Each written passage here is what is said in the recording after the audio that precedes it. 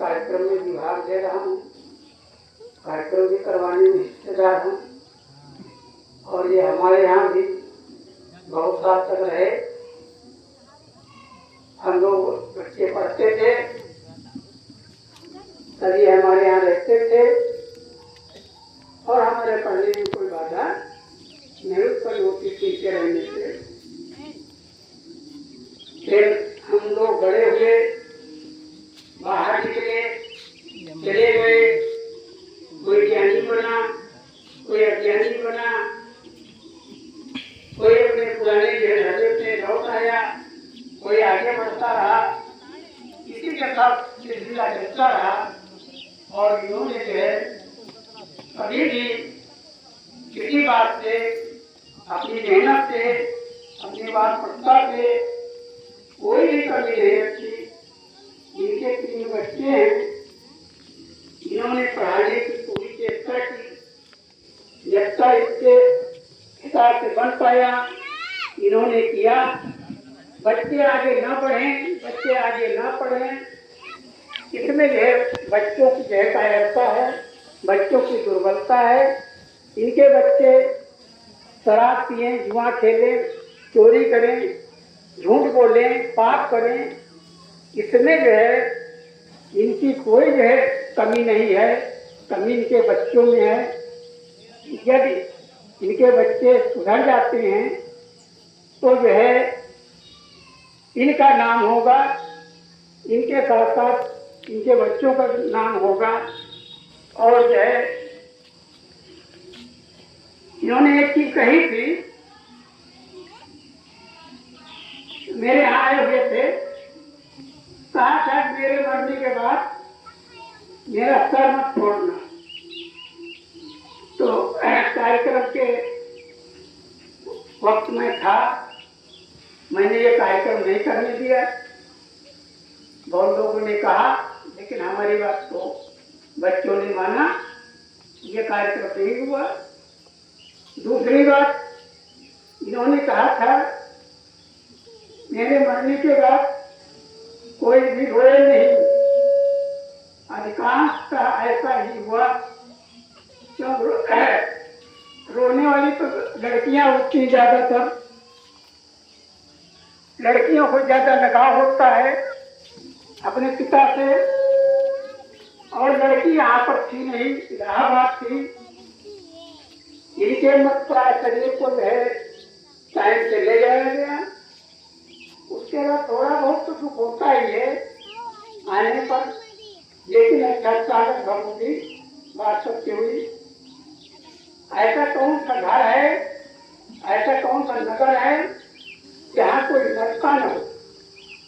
जब हर जगह आदमी जन्म लेता है और मरता है, तो ये प्रक्रिया में इनका भी ऐसा ही रहा। जैसे हम जन्म लिए थे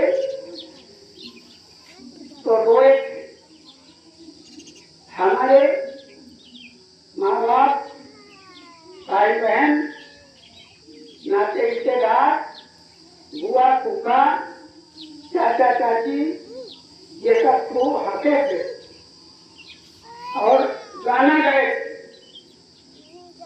लेकिन मैं रो रहा था। और जब मैं लोगों को छोड़ के जाऊंगा तब मैं कुछ नहीं बोलूंगा, ना हंसूंगा, रोएंगे। क्यों रोएंगे?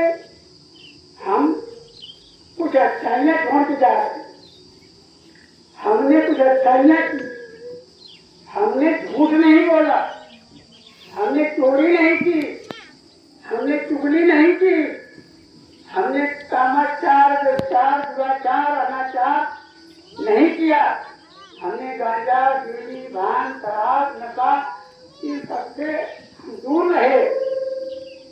और ये अच्छाइयां संसार में ढूंढे नहीं मिलती हैं, इसलिए लोग जो है जाकर के दुखी होंगे।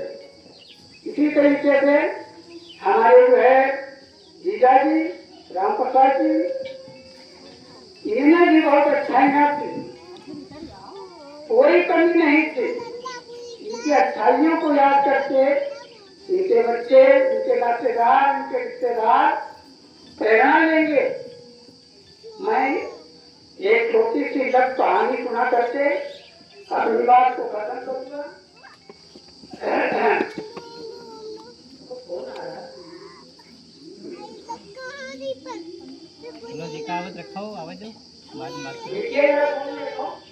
नंदा नाम की एक लड़की थी,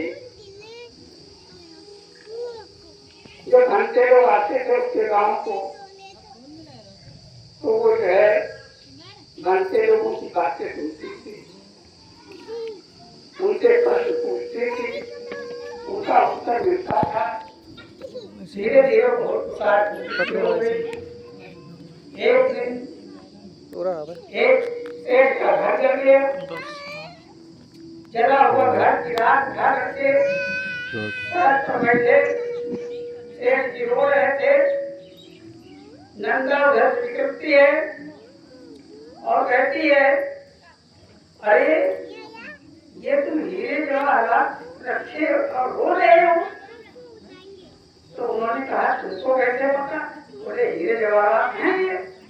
वास्तव में इनके हीरे जवाहरात जल गए थे, काले पड़ गए थे, राख हो गए थे, जो भी रहा हो, और वही खा करके रखे रो रहे थे।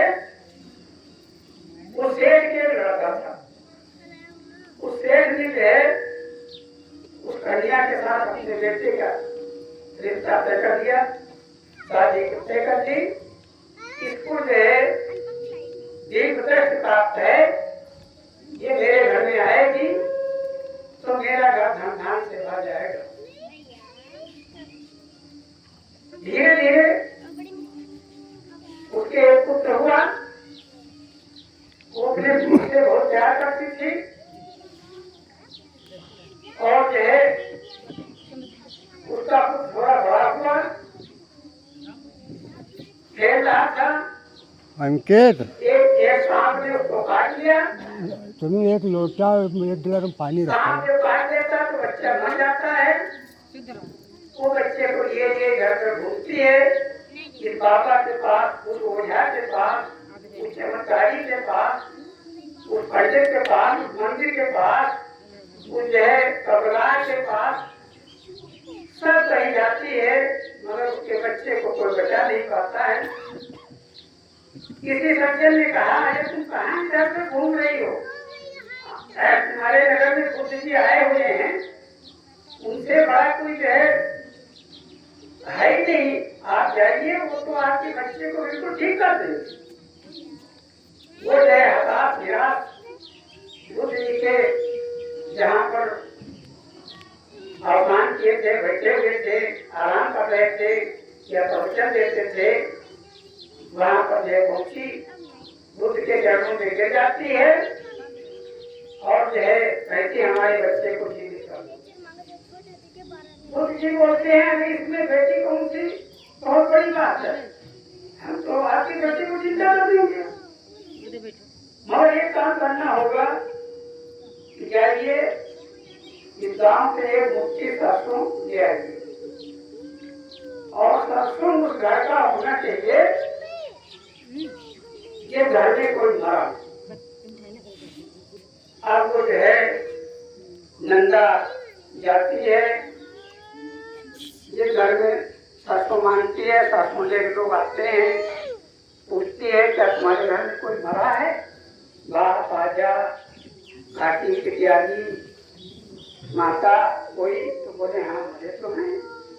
तो सरसों वापस कर देती है। सुबह से लगा करके शाम तक वो पूरे नगर में घर घर घूमती है, मगर कहीं उसको सरसों के दाने नहीं मिलते हैं। इसलिए नहीं मिलते हैं कि हर किसी एक बाल्टी में लाओ तो पानी है। तो खाली हाथ जब लौटती है, पीठ पर अपने बेटे को ले बांधे हुए थी, जब बुद्ध के करीब आती है उसको ज्ञान हो जाता है, फिर वापस जाती है और अपने बेटे का दाह संस्कार करके फिर बुद्ध के चरणों में आती है। बुद्ध जी कहते, बेटी है सरसों के दाने मिले, सरसों के दाने नहीं मिले,